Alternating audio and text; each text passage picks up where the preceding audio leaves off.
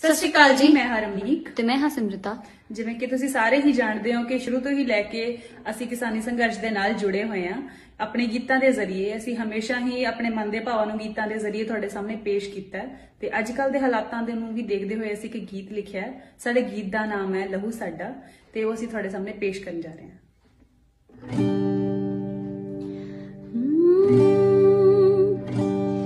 रज के तू तोड़िया झंझोड़िया नचोड़िया लहू साडा फिर भी ना डोलिया ना बोलिया चाहे खोलिया लहू साडा तेरे अगे हथ सी जोड़े तुम्हारे साडे सिरां विच रोड़े लोकां फुल सी बरसाए तू बरसाए साडे कोड़े रज के तू तोड़िया झंझोड़िया निचोड़िया लहू साडा ए न सोची के रुक जागे जा तेरे अगे झुक जागे साडा कर्म किरसानी साडी जात इंसानी तू सानू आखे अतवादी बनी फिरदी तू सतवादी बोए किल तू विच सड़कां रोकण लई मुहिम साडी रज के तू तोड़िया झंझोड़िया निचोड़िया लहू साडा फिर भी ना डोलिया ना बोलिया चाहे खोलिया लहू साडा रज के तू तोड़िया झंझोड़िया निचोड़िया लहू साडा। किसान मजदूर एकता जिंदाबाद।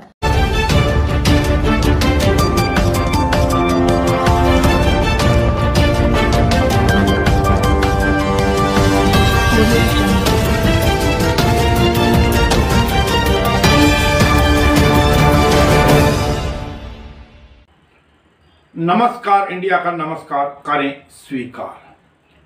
जैसा कि कल नमस्कार इंडिया ने दिखाया ही था कि उत्तराखंड में किस प्रकार त्रासदी आई, हिमस्खलन हुआ या कुछ और कारण बने जिस कारण या वो झील फटी जिस कारण भी एक सैलाब आया नीचे और एकाएक वहां पर जो एनटीपीसी का प्रोजेक्ट था वो बिल्कुल तबाह हो गया।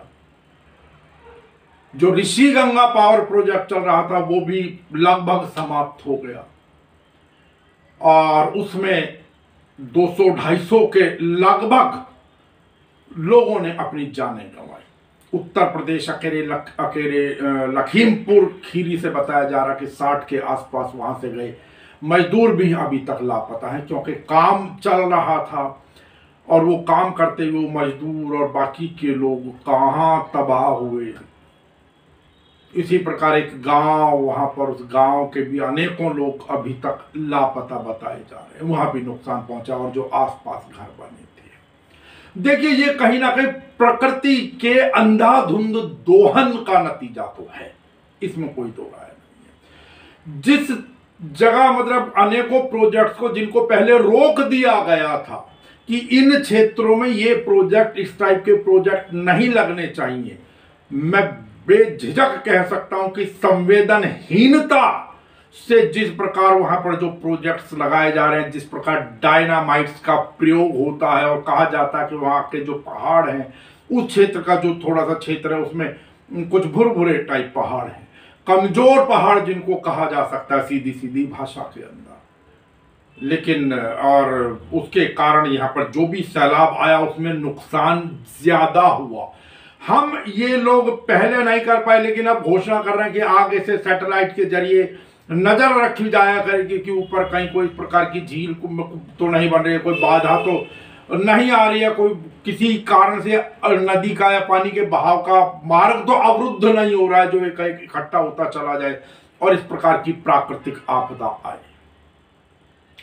नमस्कार इंडिया ने पहले भी कई बार, कई महीने पहले भी ये चर्चा की थी। प्रश्न खाली यहां का नहीं है, आप कहीं भी देखिए जिस प्रकार पहाड़ों को चौड़ा किया जा रहा, पेड़ काटे जा रहे हैं, जिस प्रकार पेड़ों की अंधाधुंध कटाई होती है,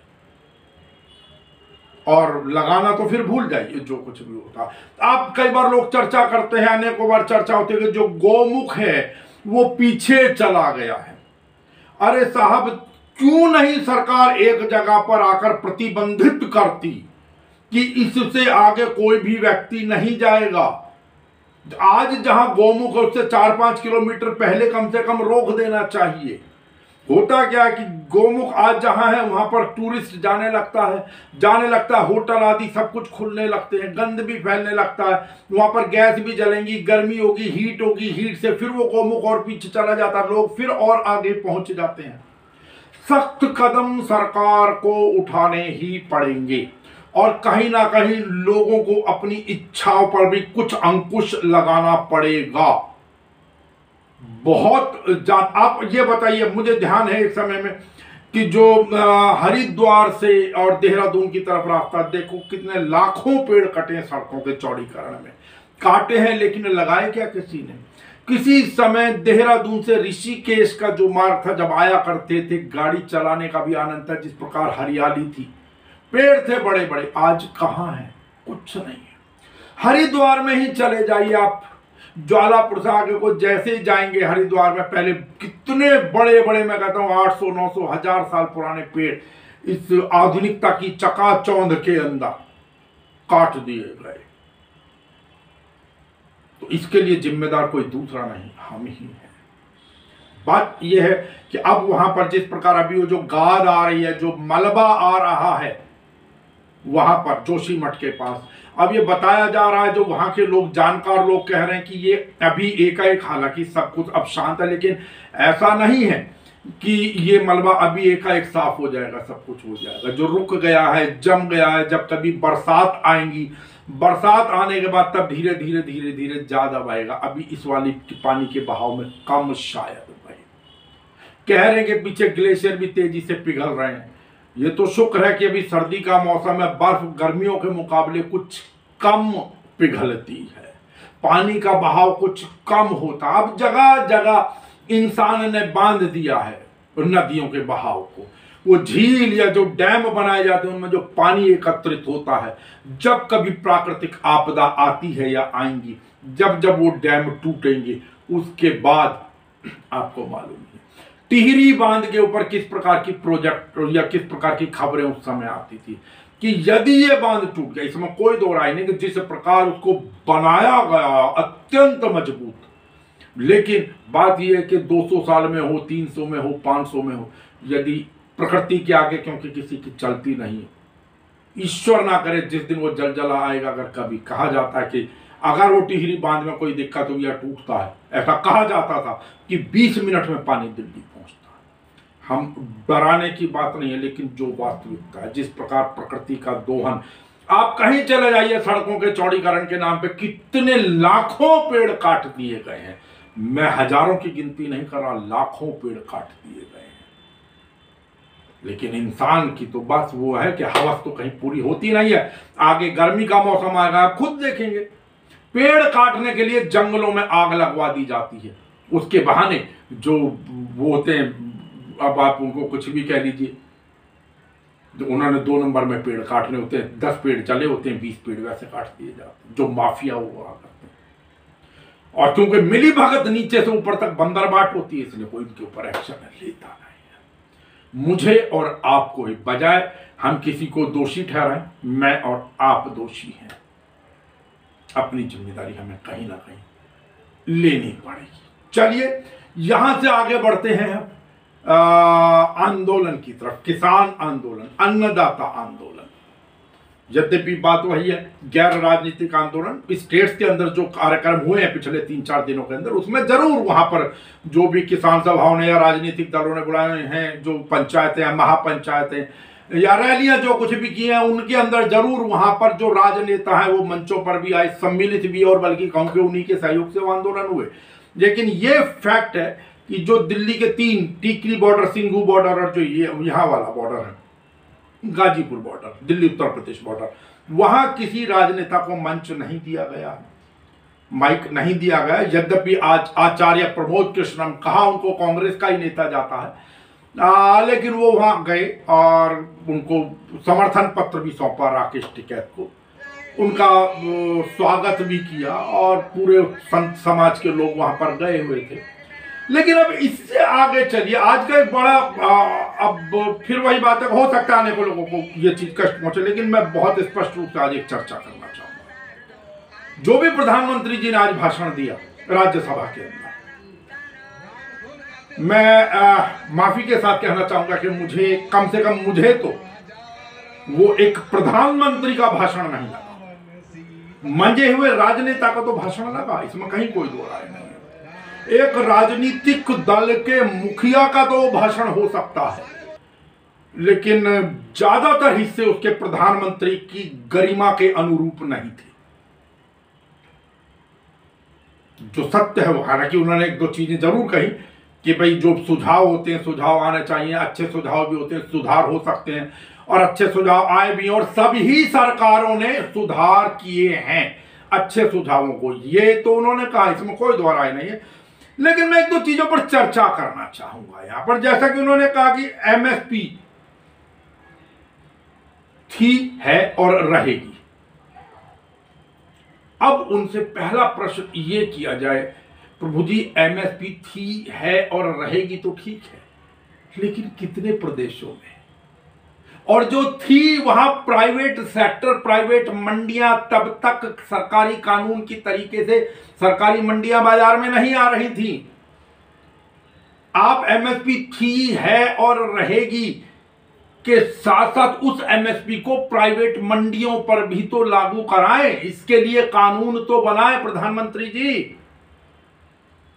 खाली कह देने से, वहां पे उस अंदाज के अंदर कह देने से, कलात्मक अंदाज के अंदर मैं जानबूझकर कह रहा हूं शब्द को, कलात्मक अंदाज से कह देने से, ये तो आप कितने दिनों से कह रहे हैं।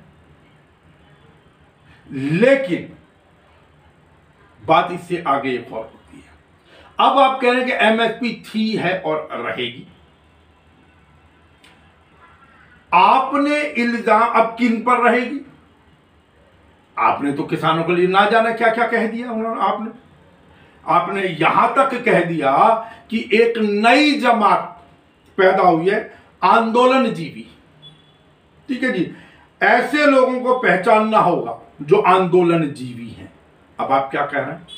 मतलब ये किसानों को कुछ काम नहीं है, आप ये सिर्फ आंदोलन जीवी हैं। आप जिन नेताओं की तरफ इशारा कर रहे हैं, दर्शन पाल सिंह या आदि जिन लोगों के लिए भी, आप भी तो पहले से उनको कहते थे कि मैं आंदोलन से निकला हुआ व्यक्ति हूं।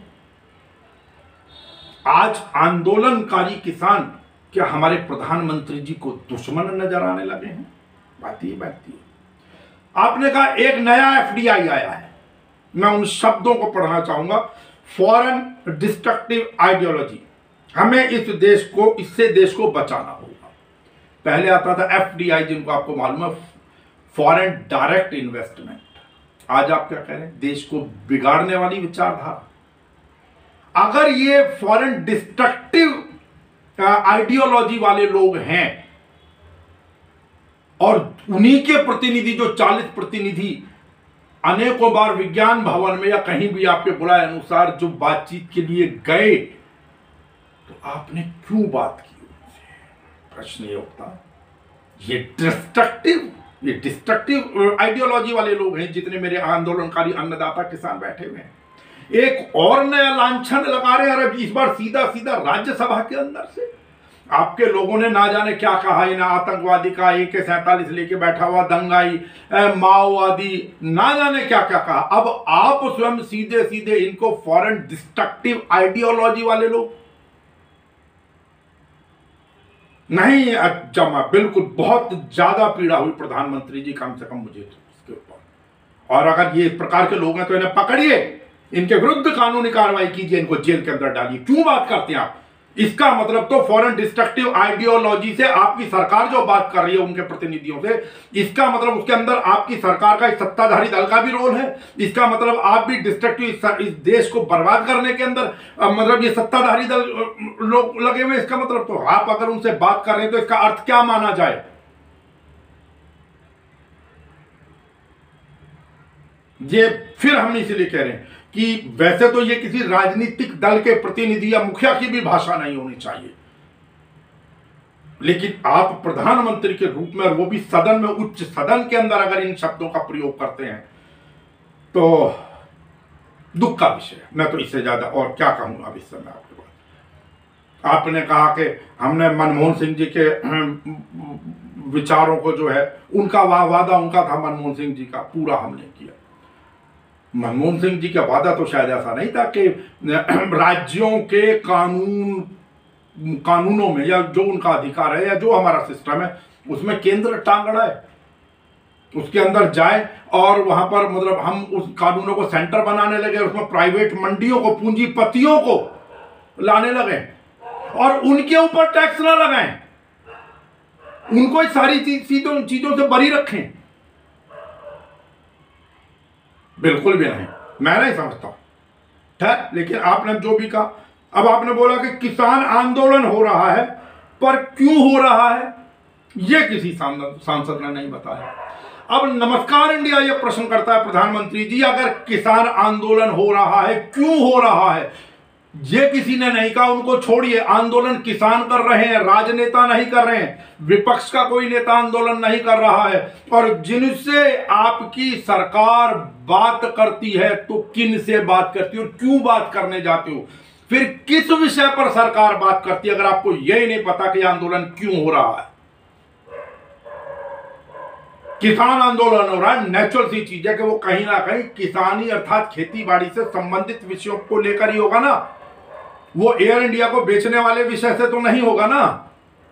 वो अडानी की ट्रेन चलाने के या उनको प्राइवेट सेक्टर को रेलवे में या किसी और क्षेत्र के अंदर घुसाने के लिए चर्चा नहीं है। उनका संदर्भ सीधा सीधा किसानी को किसी भी पूंजीपति के हस्तक्षेप से मुक्त रखना है। बात मैं दोबारा दोहराता हूं, वो ये है कि अगर यही नहीं पता कि यह आंदोलन क्यों हो रहा है प्रधानमंत्री जी, तब आप और आपकी सरकार क्यों उनसे बात करने जाते हैं और क्या बात करने जाते हैं, दूसरा प्रश्न यह भी है।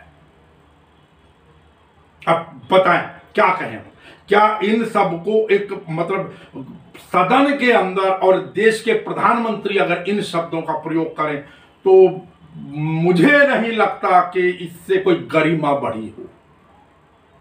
हालांकि पीछे बात वही रही कि भाई गरिमा वाली बात थी कि वो रियाना जो है वो ट्वीट कर रही है और आपके वो जो भी क्रेटा और आदि आदि जिन लोगों ने भी, जिन भी विदेशी हस्तियों ने ट्वीट किए, अरे ट्रोल आर्मी इतनी लंबी चौड़ी है, वही उनका जवाब दे देते। क्या जरूरत थी विदेश मंत्रालय को उसके अंदर घुसने की, समझ से बाहर है हमारे तो वहां सबको ध्यान है। और एक जो सबसे बड़ी चीज जो मैं फिर क्षमा चाहूंगा प्रधानमंत्री जी, आज मैं नहीं समझता कम से कम कि कोई गरिमापूर्ण बात होगी। आपने बोला कि कृषि कानूनों पर चर्चा ना होने के विपक्ष के इल्जाम का जो इल्जाम चल रहा था, आपने बोला कि परिवार में शादी होती है तो भी फूफी नाराज होकर कहती है मुझे कहां बुलाया। अब बताएं, क्या ये प्रधानमंत्री सदन में ये शब्द प्रधानमंत्री पद की गरिमा के अनुरूप हैं या थे? यहां पर क्या फूफा फूफी मामा चाची ताई, देखिए यही एक दिक्कत है सबसे बड़ी।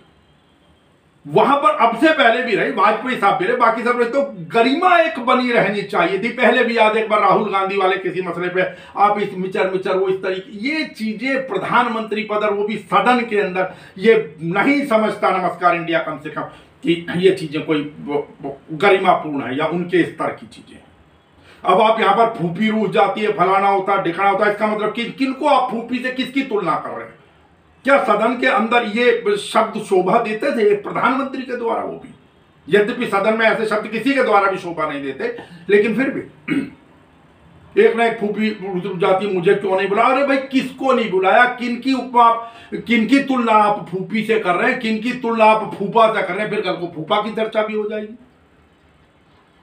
और आप कहते हैं नहीं बुलाया, बात आपने कटा जो एक फोन कॉल के लिए किया ना, तो प्रधानमंत्री जी बात वही है किसानों की, वो गाना है ना कि तुम्हें ये जिद थी कि हम बुलाते और हमें ये उम्मीद कि वो पुकारे, आप ही पुकार लेते महाराज।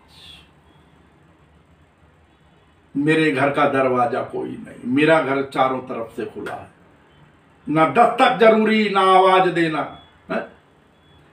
तो प्रधानमंत्री जी ये आपकी प्रजा है, हम अनेकों बार कह चुके हैं, ये आपकी जनता है, ये आपके देश के किसान है, ये आपके वोटर हैं। कहते हैं ना बड़न को क्षमा चाहिए छोटन को उत्पात। अगर आपकी नजरों में, मैं चलिए आप ही के शब्द बड़े कर देता हूं, अगर आपको लगता है कि ये अन्नदाता, ये आंदोलनकारी, ये किसान अगर कहीं किसी के आपके अनुसार कि किसी के द्वारा भ्रमित भी किए जा रहे हैं, तो यह आपका कर्तव्य बनता है कि आप जाएं। आप दुनिया में तो हुआ है, जेपी नड्डा जी भी कल बंगाल के अंदर, कल परसों वहां पर जाकर किसानों के साथ लंच कर रहे थे। ये भी तो किसान है, नड्डा साहब इनके बीच में क्यों नहीं आए? यहां भी तो लंच कर सकते थे, यहां लंच की कमी नहीं है, किसी भी बॉर्डर पर चले जाते साहब। एक जिद्द बात, आप कुछ भी कहलवाइए, राजहट, बालहट, किसान हट, लेकिन मुझे तो लगता है इसको अपने नाक का प्रश्न बना लिया है। नहीं होना चाहिए, बड़ा दिल दिखाएं। आप राजा हैं इस देश के साहब, आपको बड़ा दिल दिखाना चाहिए। ये शब्द, ये गरिमापूर्ण शब्द नहीं थे। अगर आपको ये नहीं मालूम कि भाई आंदोलन किस लिए किया जा रहा है, आप उनसे क्यों पूछते हैं? किसी भी सांसद से, विपक्षी सांसद से, सांसदों ने किसी प्रकार का कोई वो नहीं किया है, आंदोलन नहीं चलाया हुआ। जब सांसद चलाएंगे तब पूछना। आप कहते हैं राजनीतिक जा रहा, नीचे जा रहा। आप फिर मैं याद दिलाना चाहूंगा बार बार, अन्ना आंदोलन को याद कर लें। अन्ना आंदोलन के अंदर कौन सा राजनीतिज्ञ नहीं गया था? किसकी सपोर्ट नहीं थी? सबको पता, बच्चे को पता किसकी सपोर्ट थी। अन्ना साहब जो आए, आंदोलन करने के लिए आए, और बहुत सीधी सी बात यह है कि क्या वो डिस्ट्रक्टिव जीव नहीं थे? क्योंकि उन्होंने क्या किया, जो हमारी ये प्रजातांत्रिक व्यवस्था थी जिसमें प्रधानमंत्री सुप्रीम होता था, उसके ऊपर एक और लोकपाल अगर बिठाने की कोशिश, जिद। और आज कहां है वो अन्ना महाराज, किसी को नहीं पता। लौट गए। देवेंद्र फडणवीस साहब ने उनके भी कान में कोई मंत्र पढ़ दिया होगा कि वो भी वहां लौट गए जाकर। जिस प्रकार बड़ी बड़ी बातें फेंकने वाले, मैं जिम ट्रेनर रामदेव का पता नहीं क्या क्या कहते थे, पेट्रोल इतने में हो जाएगा, इतने में हो जाएगा, आज कहां है किसी को नहीं पता। तो ये फूफी शब्द, ये फलाना सब है, ये फॉरेन डिस्ट्रक्टिव आइडियोलॉजी, पीड़ा पहुंची कम से कम आज के की चर्चा के अंदर। तो ये डिस्ट्रक्टिव आइडियोलॉजी वाले लोगों से सरकार बात क्यों करती है, प्रश्न ये उठता है। फूफी कहती है मुझे नहीं बुलाया, किसने नहीं बुला रहे साहब, क्या दिक्कत आ जाती है आपके पास सबके नंबर, अगर सरकार सीधी अपील करती है उस दिन बात कर रहे हैं। आप उनसे पूछिए ना, उन्होंने एक एक चीज 3 दिसंबर को भी, उसके बाद एक एक चीज बता दी गई है कि क्या दिक्कत है, क्यों आंदोलन हो रहा है, क्या परेशानी है। मैं क्षमा चाहूंगा प्रधानमंत्री जी, नमस्कार इंडिया क्षमा चाहेगा इस बात के लिए, लेकिन आज का जो आपका राज्यसभा में वक्तव्य था वो बिल्कुल स्तरीय नहीं था। हो सकता है आप इन शब्दों को पता नहीं अब आज के समय में कौन सा द्रोह कहलाया जाए, लेकिन जो सत्य है वो यही है। हाँ, हमने फिर कहा जो आपने उस समय शब्द कहे कि भाई पुरानी सरकारों ने भी स्वीकारे हैं, जो अच्छे सुझाव आए हैं, इसी प्रकार की बात होनी चाहिए प्रधानमंत्री की। अब देखते हैं, चलिए आज तो खैर वो जिस भी मूड में थे प्रधानमंत्री जी, अनेकों लोगों की प्रशंसा भी की। अब देखना ही होगा कि जब लोकसभा में जाएंगे चर्चा करने के लिए, तो वहां पर प्रधानमंत्री महोदय जरूर राहुल गांधी से उलझने के लिए, वहां मुझे लगता है कुछ ज्यादा अटैकिंग मोड में होंगे। देखते हैं वहां क्या चर्चा होती है। चलिए, कुल मिलाकर आंदोलन की वही बात है, 75 दिन हो चुके हैं, 76वां दिन चल रहा है, लेकिन अभी किसी प्रकार का कहीं से कोई मार्ग नहीं मिला है। और अगर इस प्रकार की भाषाएं संसद के अंदर, वो भी देश के मुखिया के द्वारा, अगर इस प्रकार के शब्दों का प्रयोग, इस प्रकार के भाषाओं का प्रयोग अगर किया जाएगा, तो फिर अभी तो उम्मीद नहीं लगती फिर इस हिसाब से। इसका मतलब तो सीधी सी बात है, अब आप इसको किसी राजा की सनक मान लीजिए, किसी राजा की जिद मान लीजिए कि अभी उनकी तरफ से किसी प्रकार का कोई प्रस्ताव इसका मतलब नहीं आना है, अभी सरकार से किसी प्रकार की बातचीत नहीं होनी है। ये हमें बिल्कुल गांठ बांध लेनी चाहिए। बाकी जो जानकारी मिली उसके अनुसार सिंघू बॉर्डर पर कल शाम को इंटरनेट सेवा जो है वो बहाल हो गई फिर से। ये एक खुशी की बात है। अब अनेकों विषयों को लेकर बाकी जो है, और दिल्ली के अंदर की जानकारी आपको पता ही है कि दिल्ली में 28 फरवरी को 5 जगहों पर चुनाव है, उपचुनाव है दिल्ली नगर निगम के अंदर। हालांकि वो औपचारिकता ये 1 साल के बाद फिर चुनाव होने हैं। तो अब अपनी वाणी को यहीं विराम। अपने स्वास्थ्य का ध्यान रखें, बाहर निकलें तो मास्क लगा कर निकलें। नमस्कार।